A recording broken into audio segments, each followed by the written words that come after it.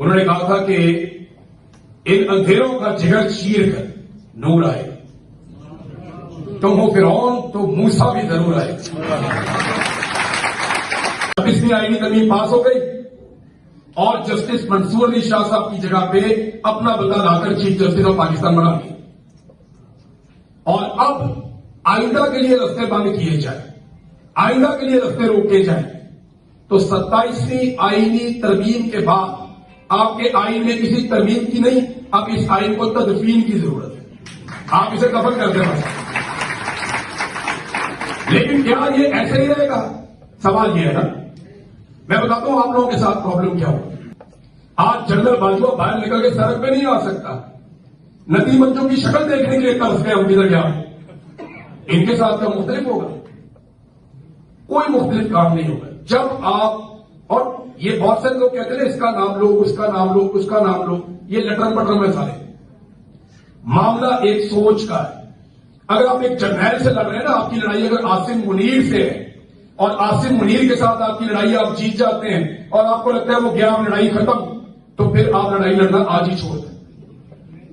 आपकी लड़ाई आसिम मुनीर से नहीं है, आपकी लड़ाई एक सोच से, सोच, और आप अपने नजरिए के जरिए से उस सोच को शिकस्त दे सकते हैं। अपने बच्चों को फौज में भर्ती किया, इनकी क्या औकात है कि ये हमारे सामने अकड़े? जिस दिन इनके घर वालों ने इनकी ट्यूनिंग की ना, ये बिल्कुल सेट हो जाएंगे सारे, और ये होगा। ये हम में से हैं, हम इनमें से नहीं है। हम इनका फैसला करेंगे, ये हमारा फैसला नहीं करेंगे, ये कर ही नहीं सकते, इनकी औकात ही नहीं है, इनकी समझ ही नहीं है। पब्लिक फैसला करे, आवाम का इज्तिमाई शऊर फैसला करे। आप लोग यहां कितने लोग बैठे हुए हैं? आप में से किसी को इस्तिस्ना चाहिए? क्यों नहीं चाहिए? दो तीन किस्म के जवाब आ रहे हैं। हमने कुछ किया ही नहीं, हमें डर नहीं लगता, इस किस्म के जवाब है। हाँ, चोर नहीं है, गद्दार नहीं है और बुज़दिल नहीं है। आपको इस्तिस्ना नहीं चाहिए, साहब को चाहिए। क्यों चाहिए भाई? मैं बताता हूं क्यों चाहिए, ये आपको मैं बताता हूं क्यों चाहिए। पाकिस्तान में जब कोई कत्लेआम होता था ना, तो काफी अरसे के बाद होता था और उसकी गूंज भी काफी अरसे तक सुनाई देती थी। अगर आप देखें परवेज मुशर्रफ के दौर में, एक तो ज़िया-उल-हक के साहब के दौर के अंदर जो है वो एक बर्बरियत थी, लेकिन वो गुजर गया। उसके बाद जो बड़ा कत्लेआम हमने देखा वो एक परवेज मुशर्रफ के दौर में 2 मरतबा हुआ। एक कराची में बोगला को कत्ल किया गया बहुत बड़े पैमाने पर, और एक कत्लेआम जो रियासती ताकत के साथ हुआ वो हमने मॉडल टाउन साले का भी देखा, ये मुशर्रफ के बाद देखा। लाल मस्जिद को मैं इसमें शामिल नहीं करता कि उसकी वजूहात और वो सिनेरियो बिल्कुल अलग था, लेकिन रियासत का ताकत के बलबूते पे अपने शहरियों को कुचलने का वाकया मुशर्रफ के 8 साल दौर में एक है, बड़ा वाकया। कराची में रियासत ने अपनी ताकत इस्तेमाल की, मुशर्रफ ने मुक्का लहराया और लाशें गिर गई। मॉडल टाउन में रियासत ने अपनी ताकत इस्तेमाल की, लाशें गिरा, हामला खातून के मुंह पे गोलियां मारी, एक कत्लेआम हुआ, उसका मुकदमा भी हुआ। गुज़िश्ता 3 सालों में 4 कत्लेआम हो चुके हैं, जो काम पूरी एक दहाई में एक मरतबा होता था। यानी परवेज मुशर्रफ के पूरे दौर में इस किस्म का रियासती कत्लेआम एक वाकया है। इसी तरह उससे पहले एक वाकया है, फिर ये 2010 से लेकर 2020 तक एक सानिया मॉडल टाउन का एक बड़ा वाकया है जहां पे कत्लेआम किया गया इंसानों का। और अब क्या हुआ? 3 वाकया, 4 हो चुके हैं। एक वाकया मई में 2023 में इंसानों का कत्लेआम हुआ, दर्जनों लोग मारे गए। दूसरा वाकया 26 नवंबर 2023 में कत्लेआम हुआ, 2024 में कत्लेआम हुआ, 2025 में कश्मीर में और मुरीद थे। ये 2 कत्लेआम और हुए। जब से फील्ड मार्शल आसिम मुनीर साहब आए 4 कत्लेआम हो चुके हैं। 4। हर साल एक बड़ा कत्लेआम होता है। 2025 में 2 मरतबा हुआ। तो इम्यूनिटी अब आपको समझ आ रही होगी कि इम्यूनिटी क्यों चाहिए। इम्यूनिटी क्यों चाहिए? क्या हजरत उमर फारूक रज़ी अल्लाह अन्हु ने इम्यूनिटी मांगी थी? उन्होंने कहा तो ये चादर दूसरी का जवाब मांगते हो तो मैं दे देता हूं। क्या हजरत खालिद बिन वलीद रज़ी अल्लाह अन्हु हजारों मील फतह की, जहां तक घोड़े भागते थे वहां तक जीत जाते थे। 1 इंच जमीन इनसे पता नहीं हुई अभी तक। कश्मीर आजाद करवाना था, मेरा दादा भी फौत हो गया, नाना भी फौत हो गया, मेरी हालत क्या होगी? कश्मीर अभी तक आजाद नहीं हुआ। तो हजारों मील फतह किए थे। इम्यूनिटी नहीं, कोई इस्तिस्ना नहीं था, कोई इस्तिस्ना नहीं था। खुलफाए राशिदीन में से किसी के पास कोई इस्तिस्ना नहीं थी। इस्तिस्ना क्यों चाहिए? डर किस बात का है? डर इस बात का है कि जो आप सबके अंदर कंफ्यूजन है वो दूर होगी, अब होनी चाहिए। आप इस बात पे कंफ्यूजन है कब ठीक होगा? सब कुछ होगा भी या नहीं होगा?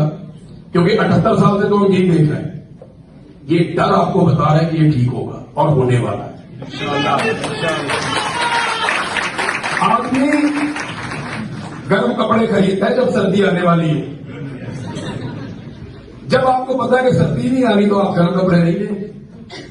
तो सर्दी आने वाली, मौसम बदलने वाला, हालात बदलने वाले, आपको नजर आए पाकिस्तानी अपना हक लेंगे, ये अपना हक छीन लेंगे।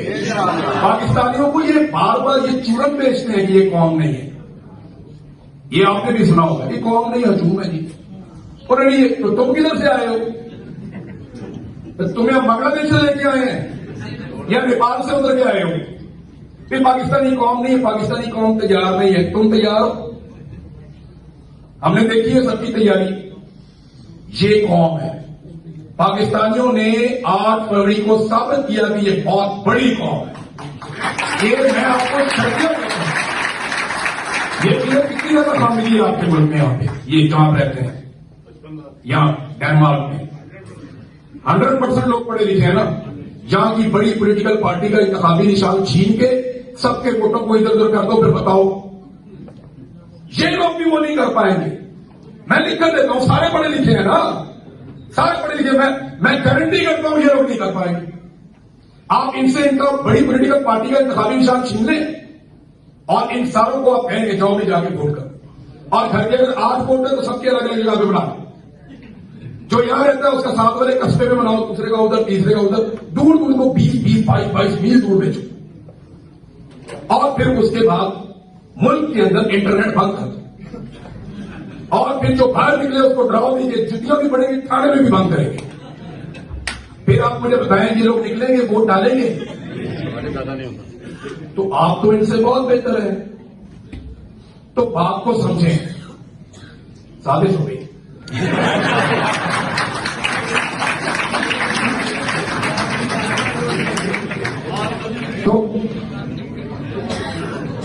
तो आप लोग तो इनसे बहुत बेहतर है।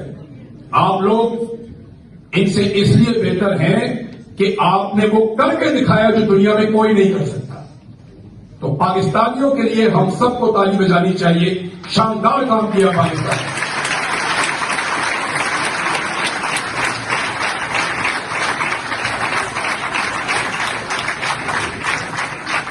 अब फर्क कहां पे पड़ता है? फर्क पड़ता है एस्टैब्लिशमेंट का। हर मुल्क में होती है। लोग हमारे बेहतर है, सिस्टम इनका बेहतर है। लोग हमारे ज्यादा कमिटेड है, निजाम और एस्टैब्लिशमेंट इनकी ज्यादा बेहतर है। ये अपने लोगों को मौका देते हैं, हम अपने लोगों का मौका छीनते हैं। ये फर्क है। और ये सारा कुछ हम मुल्की मफाद में नहीं करते। मेरे साथ प्रॉब्लम क्या है कि मुझे कभी ऐसा लगता था कि हमारी मिलिट्री एस्टैब्लिशमेंट जो फैसले करती है, गो कि उसमें उनका जाती मफाद जरूर होता है, लेकिन वो मुल्की मफाद को आगे रखते हैं। ये सारे एपिसोड में मुझे एक बात समझ आई कि मुल्की मफाद पीछे होता है, अपना जाती मफाद आगे होता है। मैं किसी को गद्दार नहीं कह रहा, जरूरत भी नहीं है कहने की। ये तो तारीख साबित करेगी ना कि कौन क्या था, किसने क्या किया था। और कहने से फर्क भी नहीं पड़ता, मेरे कहने से फर्क नहीं पड़ता। फर्क पड़ेगा कि तारीख ने आपको क्या लिखा और कैसे याद रखा।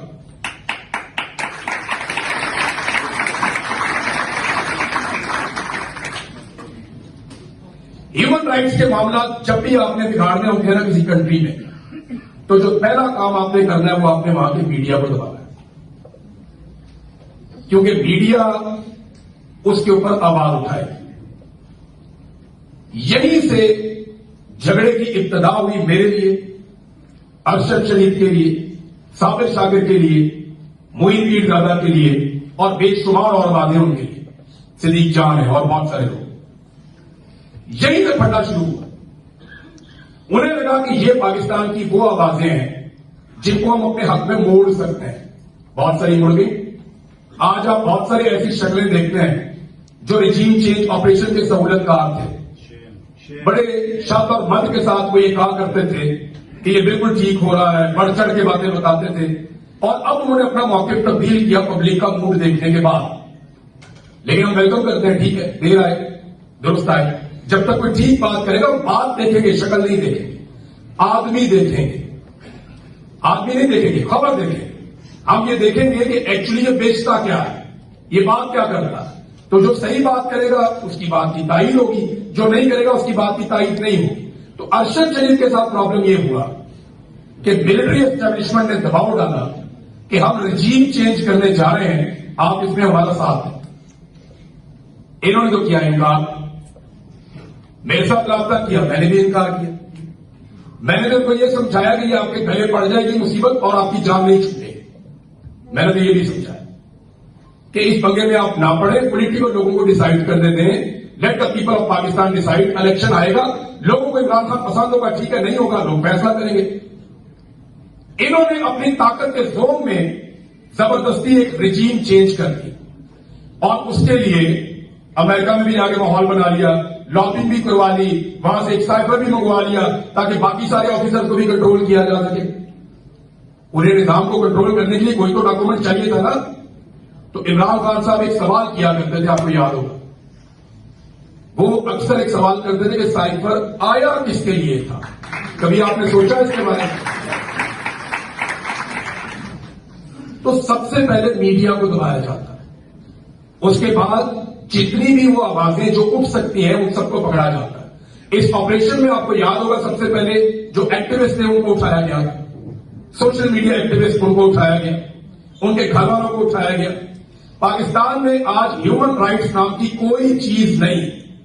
आज सिर्फ ये देखा जाता है कि हमारा मफाद क्या है, हमने इसको हासिल कैसे करना है।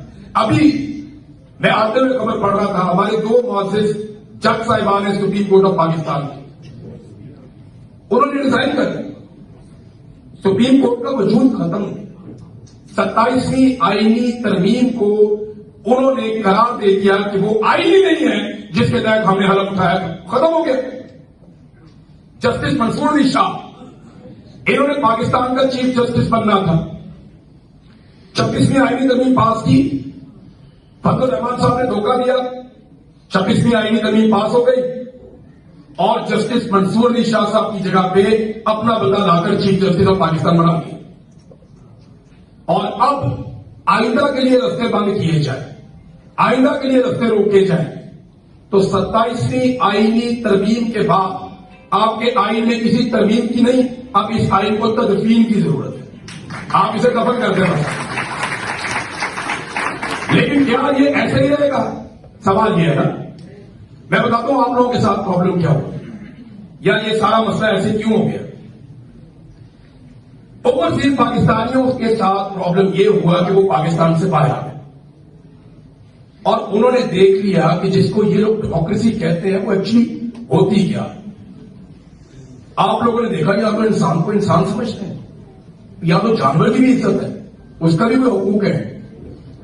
तो डेमोक्रेसी तो ये है, जब आपने देखा कि पाकिस्तान में इसके बारे में कोई बात करता है तो आप उसके साथ खड़े हो। यहां से आपका प्रॉब्लम शुरू। हमारे पाकिस्तान में ओवरसीज पाकिस्तानियों के हमें पाउंड चाहिए, यूरो चाहिए, डॉलर्स चाहिए, रियाल चाहिए, दिरहम चाहिए, लेकिन ओवरसीज पाकिस्तानियों की मर्जी नहीं चाहिए। वो लोग आपके पैसे से प्यार करते हैं, आप लोगों से नहीं करते। पूरी दुनिया में जब लोग अपने मुल्क में जाते हैं तो एयरपोर्ट पे उनकी इज्जत होती है, हमारे एयरपोर्ट्स के ऊपर नहीं होती। हमारा जो अपना पासपोर्ट है वो दुनिया का चौथा बदतरीन पासपोर्ट बन गया। ओमान और दुबई जैसे मुल्क उसके ऊपर वीजा नहीं लगा है, जहां पे वैसे ही चले जाते थे पाकिस्तान।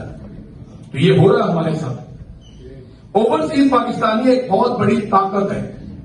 मैं आपके पास इसलिए आया हूं कि आप अपनी ताकत को पहचाने और इस ताकत को इस्तेमाल कैसे करना है ये आप सारे लोग बहुत अच्छी तरह जानते हैं। आज आपको कहीं जाकर भागने की जरूरत नहीं, आप अपने घर में बैठ के इस लड़ाई को लड़ सकते हैं। सोशल मीडिया को एक वेपन बनाएं, एक हथियार की तरह इसे इस्तेमाल करें, बेआइनी की लड़ाई लड़ें, लोगों को अपने साथ जोड़ें, लोगों को समझाएं, उन्हें बताएं, उन्हें कायल करें, एक एक चीज के ऊपर डिस्कशन करें। जितनी आप पॉलिटिकल डिस्कशन करेंगे, जितनी आप बातचीत करेंगे, जितने आप आर्गुमेंट करेंगे, उतना आप ऊपर जाएंगे। बिलीव मी, इससे फर्क पड़ता है। इनके घरों में इनके बच्चे, इनकी बीवियां जब ये सारी वीडियो देखते हैं इससे फर्क पड़ता है। आज 2 जजों ने इस्तीफा दिया, क्यों दिया? वो हीरो बन गए कौम के। 2 जजेस के लिए पहले तालियां मिले आप सब।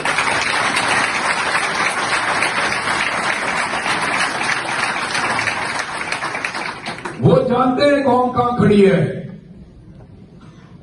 ये जितने लोग जुल्म कर रहे हैं, जबर कर रहे हैं, उसने मेरे कान में नहीं कहा था, ये वाले कान में, कि मेरे घर वाले भी आपके लिए दुआ करते हैं।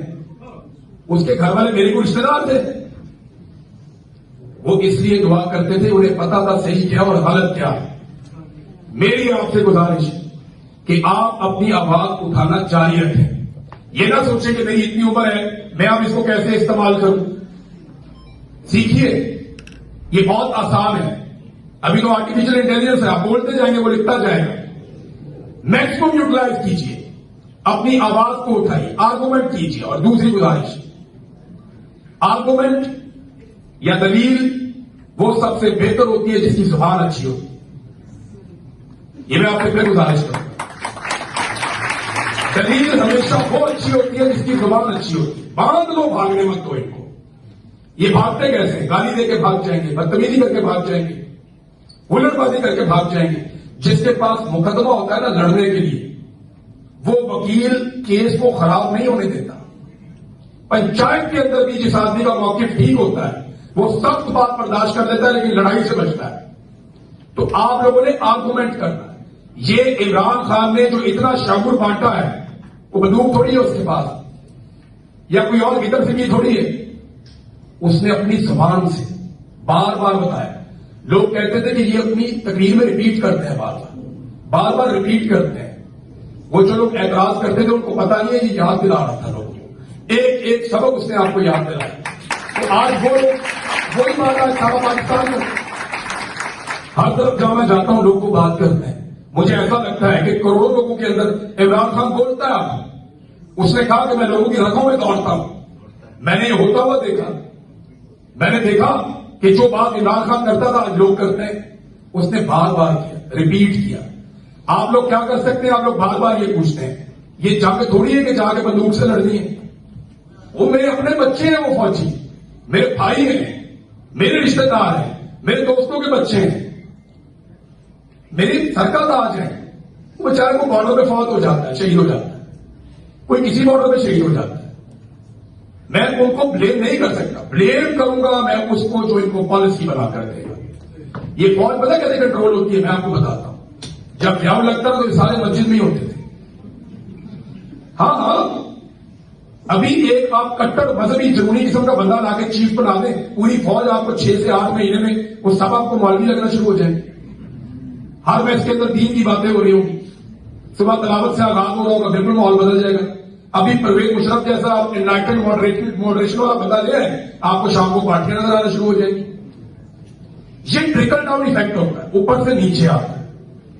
मेरा यह मानना है कि मिलिट्री एस्टेब्लिशमेंट की गलत पॉलिसी एक शानदार इदारे को लोगों से दूर करती है, एक ऐसे इदारे को जिसका लोगों के साथ एक प्यार था।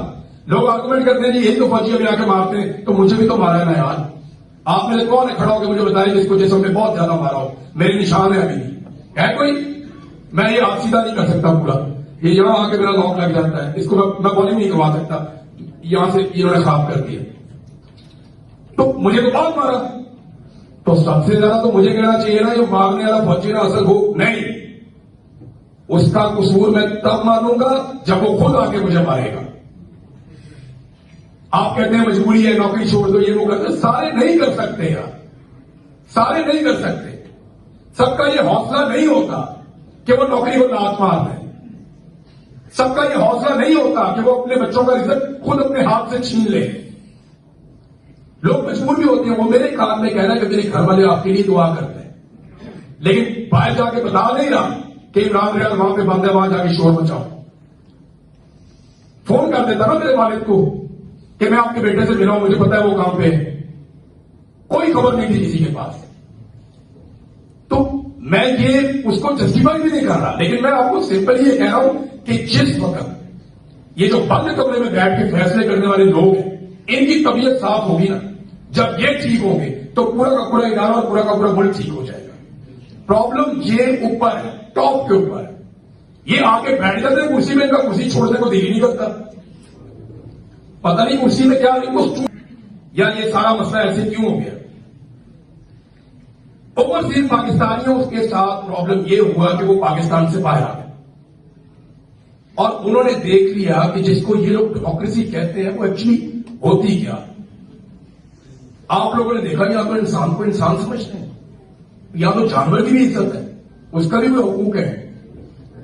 तो डेमोक्रेसी तो ये है। जब आपने देखा कि पाकिस्तान में इसके बारे में कोई बात करता है तो आप उसके साथ खड़े हो, यहां से आपका प्रॉब्लम शुरू। हमारे पाकिस्तान में ओवरसीज पाकिस्तानियों के हमें पाउंड चाहिए, यूरो चाहिए, डॉलर्स चाहिए, रियाल चाहिए, दिरहम चाहिए, लेकिन ओवरसीज पाकिस्तानियों की मर्जी नहीं चाहिए। वो लोग आपके पैसे से प्यार करते हैं, आप लोगों से नहीं करते। पूरी दुनिया में जब लोग अपने मुल्क में जाते हैं तो एयरपोर्ट पे उनकी इज्जत होती है, हमारे एयरपोर्ट्स के ऊपर नहीं होती।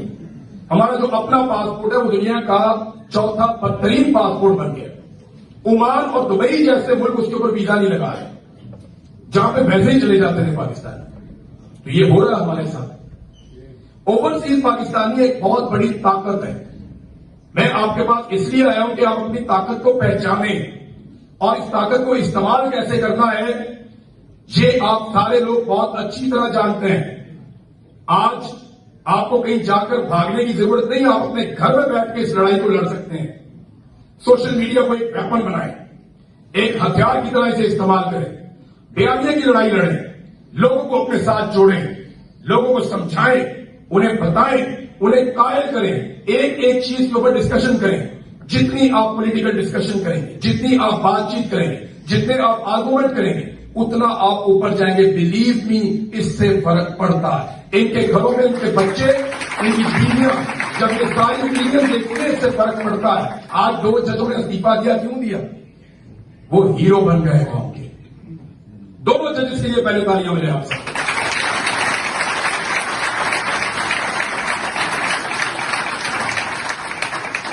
वो जानते हैं कौम कहां खड़ी है। ये जितने लोग जुल्म कर रहे हैं, जबर कर रहे हैं, उसने मेरे कान में नहीं कहा था, ये वाले कान में, कि मेरे घर वाले भी आपके लिए दुआ करते हैं। उसके घर वाले मेरे को रिश्तेदार थे, वो इसलिए दुआ करते थे, उन्हें पता था सही क्या और गलत क्या। मेरी आपसे गुजारिश कि आप अपनी आवाज उठाना जारी रखें। ये ना सोचें कि मेरी इतनी उम्र है, मैं अब इसको कैसे इस्तेमाल करूं। सीखिए, ये बहुत आसान है। अभी तो आर्टिफिशियल इंटेलिजेंस है, आप बोलते जाएंगे वो लिखता जाएगा। मैक्सिमम यूटिलाइज कीजिए, अपनी आवाज को उठाइए, आर्गुमेंट कीजिए। और दूसरी गुजारिश, आर्गुमेंट या दलील वो सबसे बेहतर होती है जिसकी जुबान अच्छी होती है। ये मैं आपसे फिर गुजारिश करूंगा, दलील हमेशा वो अच्छी होती है जिसकी जुबान अच्छी होती है। बांध लो, भागने मत दो इनको। ये भागते कैसे? गाली देके भाग जाएंगे, बदतमीजी करके भाग जाएंगे, हुल्लड़बाजी करके भाग जाएंगे। जिसके पास मुकदमा होता है ना लड़ने के लिए, वो वकील केस को खराब नहीं होने देता।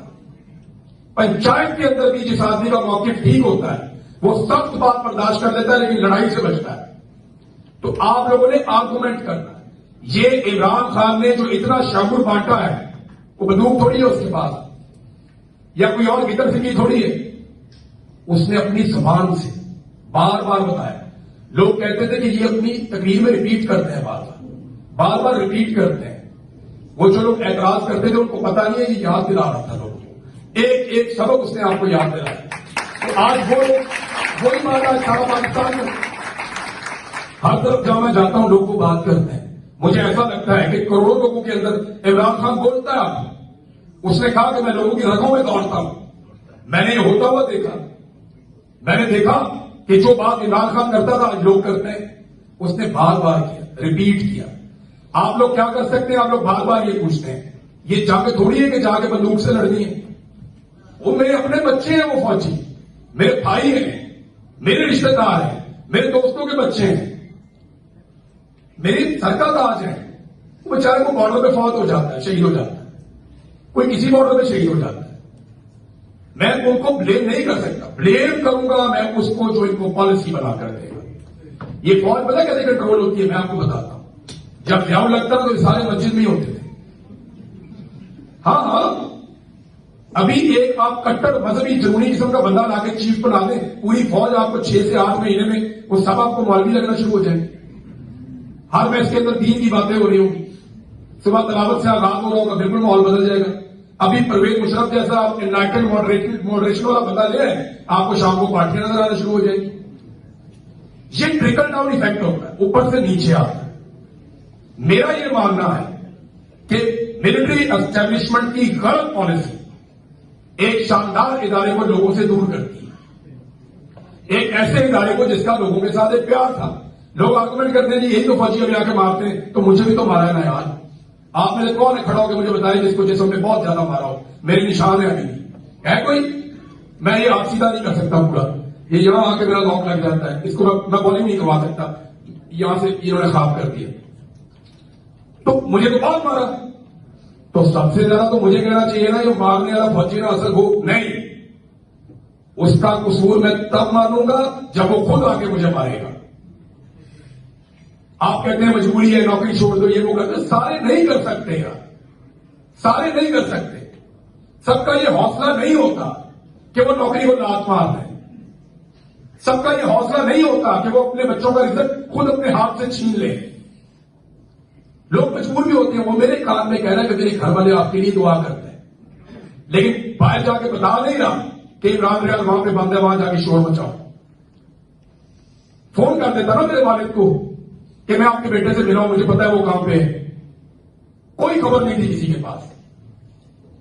तो मैं ये उसको जस्टिफाई भी नहीं कर रहा, लेकिन मैं आपको सिंपल ये कह रहा हूं कि जिस वक्त ये जो बंद कमरे में बैठ के फैसले करने वाले लोग हैं, इनकी तबीयत साफ होगी ना, जब ये ठीक होंगे तो पूरा का पूरा इदारा और पूरा का पूरा मुल्क ठीक हो जाएगा। प्रॉब्लम ये ऊपर है, टॉप के ऊपर है। ये आके बैठ जाते हैं कुर्सी में, इनका कुर्सी छोड़ने को दिल ही नहीं करता। पता नहीं कुर्सी में क्या, इनको स्टूल बना के देना चाहिए। ये कुर्सी के ऊपर बैठते हैं, छोड़ते ही नहीं। इसके बाद हमने कुर्सी पे ही रहना है, कुर्सी के साथ ही वो परवेज मुशर्रफ वर्दी मेरी खाल है, फिर वो धेड़ी खाल लोगों ने मिलकर उतरवाई वर्दी। वहां 1.5 बंदे के फ्लैट में पड़ा हुआ था दुबई में। ये इबरतनाक अंजाम। साबिर भाई मुझे बताते हैं जब वाकया, तो मेरे ये बाल खड़े हो जाते हैं। मैं हैरान हो जाता हूं कि एक डिक्टेटर इतना ताकतवर, उसके साथ ये हुआ। आज जनरल बाजवा बाहर निकल के सड़क पे नहीं आ सकता। नदी मंचों की शक्ल देखने के लिए तरस गए हम किधर गया। इनके साथ क्या मुख्तलिफ होगा? कोई मुख्तलिफ काम नहीं होगा। जब आप, और ये बहुत सारे लोग कहते हैं इसका नाम लो, उसका नाम लो, उसका नाम लो, ये लटरम पटरम में सारे। मामला एक सोच का है।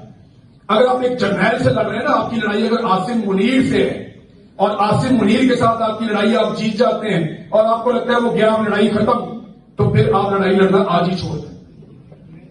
आपकी लड़ाई आसिम मुनीर से नहीं है, आपकी लड़ाई एक सोच से। सोच, और आप अपने नजरिए के जरिए से उस सोच को शिकस्त दे सकते हैं। वो सोच जो आपको कीड़ा मकोड़ा समझती है, वो सोच जो अपने आप को पूरे मुल्क से ज्यादा मोतबर समझती है, वो जिन्हें लगता है कि उनका फैसला 25 करोड़ लोगों की इज्तिमाई दानिश से ज्यादा बेहतर है, उन्हें यह लगता है और वो उसके मुताबिक चलते हैं। 25 करोड़ लोग हैं हम, 25 करोड़ का मुल्क सोचें, कई मुल्क बन जाते हैं। यूरोप की आबादी को आप कर दें तो आप कानों को हाथ लगाएंगे। 25 करोड़ का मुल्क है और 5 लोग बैठते हैं बंद कमरे में, वो डिसाइड करते हैं कि हमने इसको कैसे चलाना है, और उनके फैसलों की वजह से आज आपकी इकॉनमी फाले है। आपके कर्जे जितने आपने पाकिस्तान बनने से लेकर 75 सालों में कर्जे लिए थे, उतने कर्जे आपने पिछले 3 साल में लिए। आधी आपकी आबादी गुर्बत की लकीर से नीचे चली गई। कोई पाकिस्तान में इन्वेस्टमेंट करने के लिए तैयार नहीं है। ये इन 5-6 दिमागों का काम है। बेड़ा गर्क करके रख दिया पाकिस्तान का, हंसता खेलता मुल्क था अपने रिजीम चेंज ऑपरेशन के शौक में। जनरल बाजवा ने अपनी एक्सटेंशन के शौक में यह बेड़ा गर्क किया हमारे मुल्क का, और आसिम मुनीर साहब उसी लेगेसी को लेकर चल रहे। आने वाला पता नहीं क्या करेगा। तो मसला एक जर्नैल का नहीं, एक सोच का है। इस सोच का मुकाबला करना, ये तो आते जाते रहेंगे, लेकिन ये वाला नहीं जाएगा। वो आईटी तरमीम हो गई है। ये तो जनरल साहब कहते हैं मैं जब तक जिंदा हूं, मैं तब तक फील्ड मार्शल हूं, तब तक मेरी मुराद भी है, मैं यूनिफॉर्म भी पहनूंगा, मेरे पास इख्तियारात भी रहेंगे और कोई मुझे निकाल भी नहीं सकेगा, और मेरे ऊपर कभी कोई केस भी नहीं हो सकता।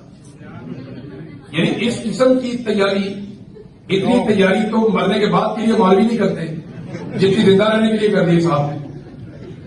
पल की खबर नहीं, पता नहीं किस दम किस लम्हे किसी का दम निकल जाए। हम कोई गारंटी लेकर थोड़ी है। दुनिया में हर चीज के साथ एक एक्सपायरी डेट लगी हुई होती है। हमारी लाइफ के साथ नहीं होती। एक दिन का भी चला जाता है, 100 साल का भी यही घूम रहा होता है। तो इतनी तैयारी किस चीज की? ये खौफ है, ये खौफ है। फिरौन ने सारे बच्चे मार दिए थे, सारे बच्चे मार दिए थे कि मैं अपने आप को लंबे अरसे के लिए महफूज कर रहा हूं। उसने कहा मैं हमेशा जिंदा रहना चाहता हूं। बच्चा आ रहा है वो मार देगा।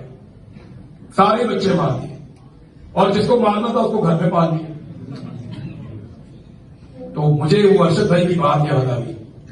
उन्होंने कहा था कि इन अंधेरों का जिगर चीर कर नूर आएगा। तुम हो फिरौन तो मूसा भी जरूर आएगा।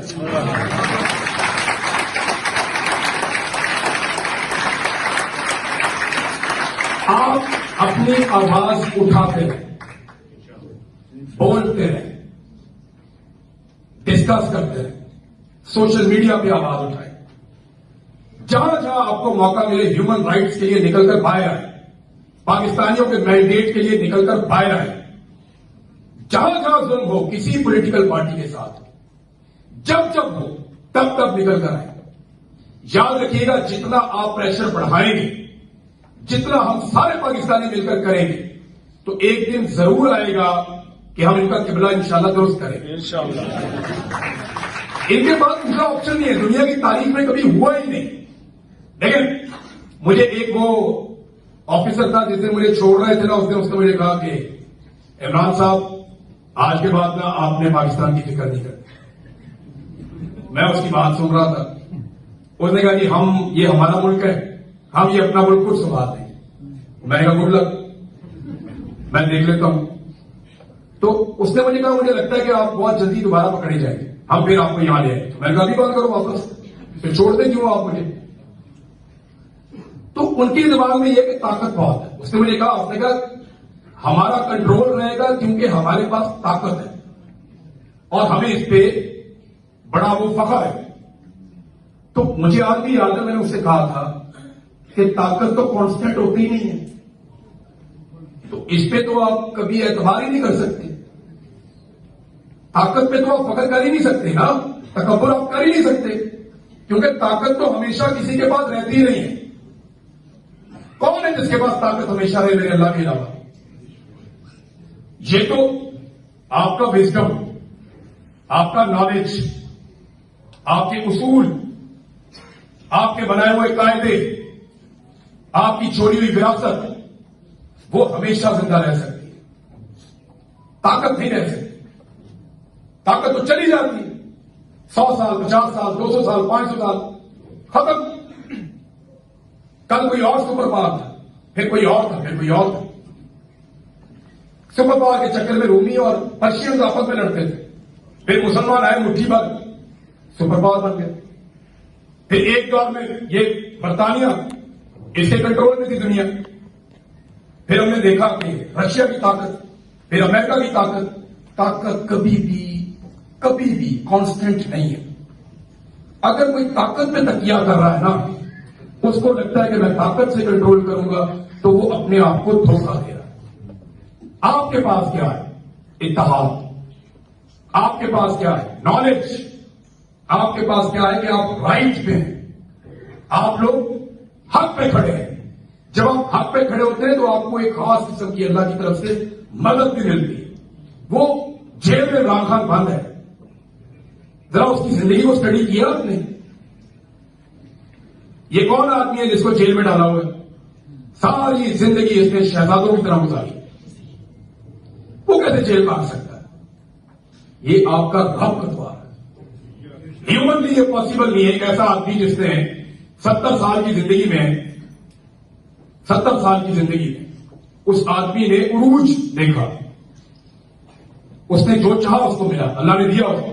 उसने बहुत स्ट्रगल भी की, लेकिन उस आदमी को जेल में बंद कर दिया और वो बैठा है वहां पे, कोई बात नहीं। आज दुनिया की तारीख है। ये भी मैं वाकया आपको बताता हूं। मेरे पास एक दिन इनका ऑफिसर है नकाब पहन के, वो मुझे कहता है कि इमरान खान ये बताओ कि इमरान खान कितने अरसे में टूट जाएगा। अच्छा, मैं परेशान हो गया। मैं कहा आपने पकड़ लिया इमरान खान को? कहते हाँ पकड़ लिया। मैंने उनसे कहा किधर रखा है? उन्होंने कहा जी हमने रखा है अटक जेल। पहले ये अटक में थे। ये कोई ना 14 अगस्त के बाद की बात है, जब वो मेरे पास आया 2023 में। तो मैंने कहा पकड़ लिया? उन्होंने पकड़ लिया। फिर उसने बताया कि हमने उसमें उनको एक गद्दा दिया हुआ है और साथ वॉशरूम है, और वो जो भी था थोड़ा उसने मुझे बताया। उसने बताओ कब तक टूट जाएगा? तो मैंने उसको एक बात समझाई। वो बड़ा बदमजा हो गया, लेकिन मैंने उसको बात वही समझाई जो सही बात थी। मैंने उसको बताया कि ये आदमी 51 साल से इस मुल्क का हीरो चल रहा है। 51 साल है कोई इतना लंबा किसी का करियर बतौर हीरो? आप उसका स्टेट ऑफ माइंड चेक करें ना कि इमरान खान किधर खड़ा हुआ है। यदि मेरे से कोई पूछे तो 51 साल वो इस मुल्क का एक ऐसा हीरो रहा कि जिसको सब सुनना चाहते थे, उससे सब मिलना चाहते थे, उसको सब देखना चाहते थे। 51 साल वो दुनिया में जहां जाता था लोग उसकी बात सुनते थे, लोग उसको मिलना चाहते थे। आप में से कौन है जो इमरान खान को नहीं मिलना चाहता? हाथ खड़ा कर। एक भी नहीं। ये बात मैं लाखों के झूम में पूछूंगा तो कोई भी नहीं होगा। तो वो 51 साल से हीरो चल रहा, ये मैंने उसको बात समझाई। हीरो की कितनी उम्र होती? 5 साल, 7 साल, 10 साल। जहांगीर खान, जमशेद खान की बड़ी लंबी उम्र थी, 10, 12, 15 साल बस। मुझे 2 ऐसे आदमी इस सारे माहौल में मिले। एक मोहम्मद अली बॉक्सर था कि वो बड़े लंबे अरसे तक हीरो चला, और उसका रीजन खाली उसका गेम नहीं था, उसका कैरेक्टर था। हीरो बहुत आदमी, सचिन बहुत बड़ा प्लेयर है और भी बहुत बड़े बड़े प्लेयर हैं, लेकिन वो कैरेक्टर इतने बड़े नहीं बन सके।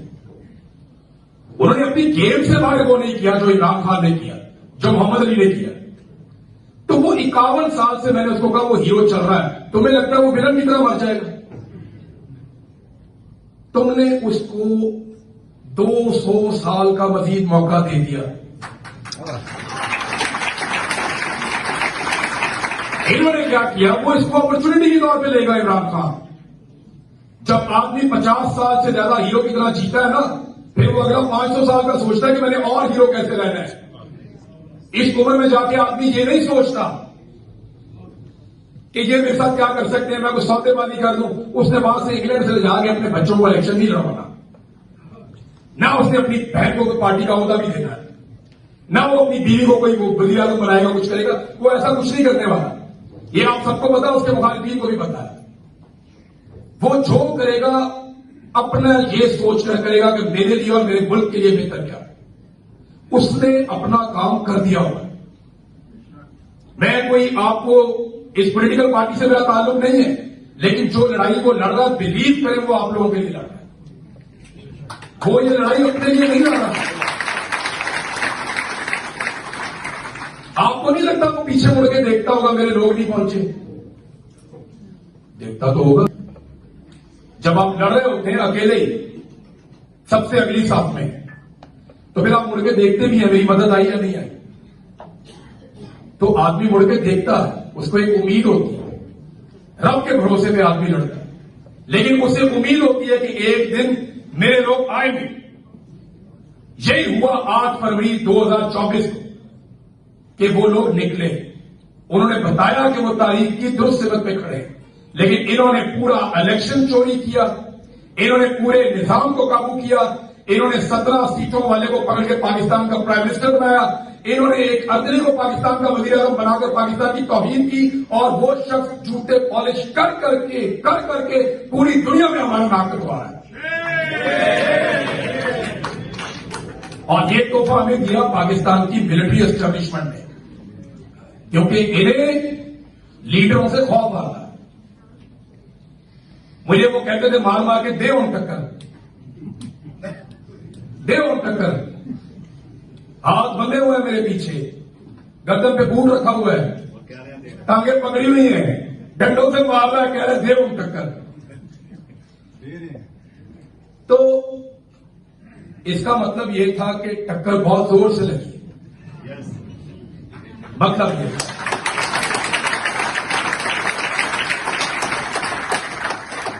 मेरा कोई दावा नहीं कि मैं ये करूंगा या वो करूंगा, लेकिन जो मुझे ठीक लगेगा वो मैं करूंगा।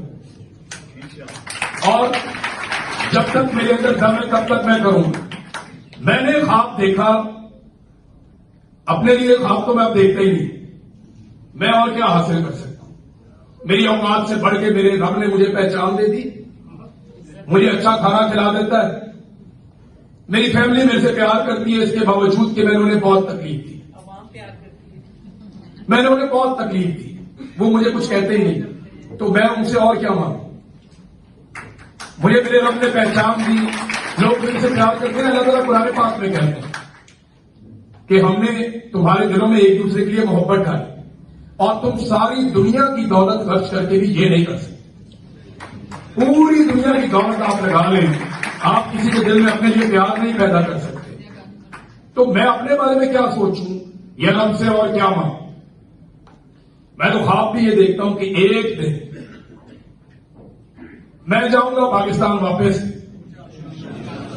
एक ऐसे पाकिस्तान में जो बेहतरी की तरफ जा रहा होगा, एक ऐसे पाकिस्तान में जहां हमें खौफ नहीं आएगा, एक ऐसे पाकिस्तान में जहां से कोई अरशद अपने मुल्क को छोड़कर नहीं भागेगा, एक ऐसे पाकिस्तान में जहां से निकलने के लिए मुझे दोबारा हजारों फुट पहाड़ों पे नहीं चढ़ना पड़ेगा, एक ऐसे पाकिस्तान में जहां अपने बच्चों को जब मैं स्कूल भेजूंगा तो इस कॉन्फिडेंस के साथ भेजूंगा कि ये वापस आए, एक ऐसे पाकिस्तान में जहां मेरे मां बाप को मेरे से दूर नहीं रहना पड़ेगा, मैं पहाड़ों के ऊपर जिंदगी गुजारता रहा।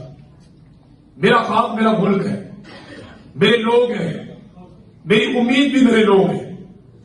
आप यकीन करें, मुझे जितना भरोसा इस बात पे है कि मैं अगला सांस लूंगा या जिंदा हूं, भी आपके सामने मौजूद हूं, इतना ही भरोसा है मुझे इस बात के ऊपर कि हम जीतेंगे।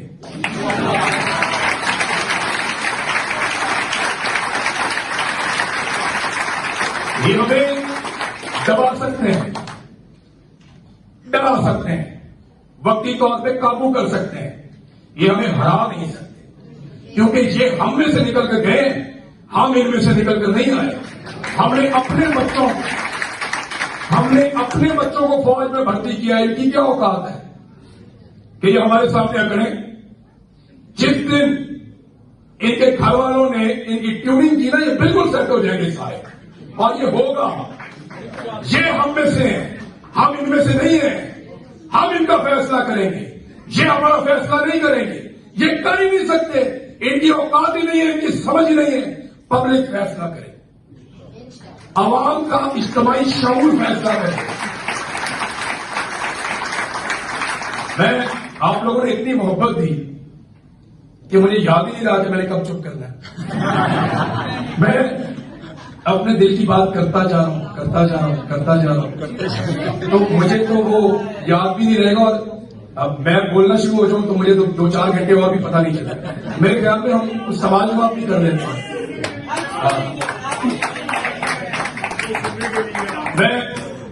मेरी एक गुजारिश है कि मैं जब पकड़ा गया ना तो मैं कहता था पाकिस्तान जिंदाबाद, तो उससे ना इनको बड़ी तकलीफ होती। ये कहते थे कि हम इसको गद्दार बना रहे, ये पाकिस्तान जिंदाबाद। इससे पहले ऐसे हुआ नहीं ना, तो मुझे आइडिया था कि ये क्या करेंगे तो हमें क्या करना है। एक तो मैं हंसता था तो इनको तकलीफ होती थी कि हम इसको रुलाना चाहते हैं, ये हंसता है।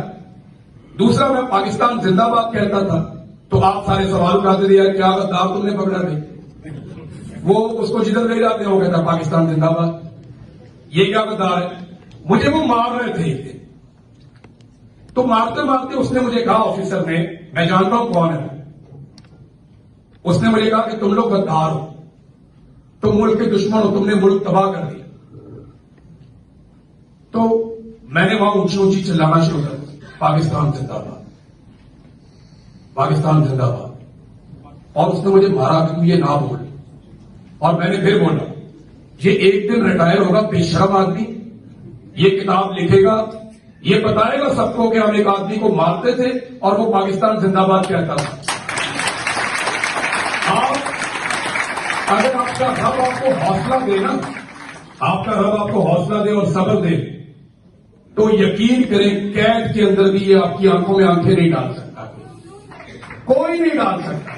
अगर रब आपका, मैं कोई ऐसे दावा थोड़ी है, देखिए मैं बहुत डर भी जाता था, मैं सारी बहादुरी वाली बातें कभी दूसरी बताऊं, मेरे चक्कर में ना रह जाना आपको, मैं काफी डर भी जाता था बात